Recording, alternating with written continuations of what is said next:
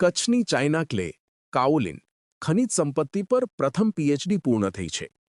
માધાપરના જયમિત સોલંકીએ કચ્છની China clay અને સિલિકા સેન્ડ પર વૈજ્ઞાનિક સંશોધન કરી કેએસકેવી કચ્છ યુનિવર્સિટીમાંથી પીએચડી પ્રાપ્ત કરી છે.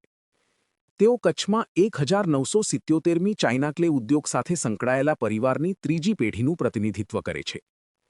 જયમિત સોલંકીએ પોતાના સંશોધનમાં કચ્છના વિવિધ વિસ્તારોમાં મળતી ચાઇના ક્લેના ગુણધર્મો અને તેના સિરામિક, રબર, પેપર તથા પેઇન્ટ ઉદ્યોગોમાં ઉપયોગ અંગે વૈજ્ઞાનિક અભ્યાસ કર્યો છે.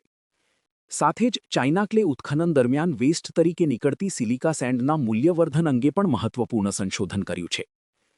તેમણે કચ્છની સિલિકા સેન્ડ સોલર ગ્લાસ ઉત્પાદનમાં ઉપયોગી હોવાનું વૈજ્ઞાનિક રીતે સાબિત કર્યું છે, જે ગ્રીન એનર્જી અને મેક ઇન ઇન્ડિયા અભિયાન માટે મહત્વપૂર્ણ માનવામાં આવી રહ્યું છે.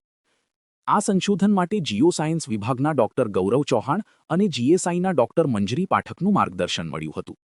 કચ્છ યુનિવર્સિટીના કુલપતિ ડોક્ટર મોહન પટેલ અને રજિસ્ટ્રાર ડોક્ટર અનિલ ગોરેએ ડોક્ટર જયમિત સોલંકીને શુભેચ્છા પાઠવી આ સંશોધનને કચ્છ તથા દેશ માટે ગૌરવપૂર્ણ સિદ્ધિ ગણાવી છે.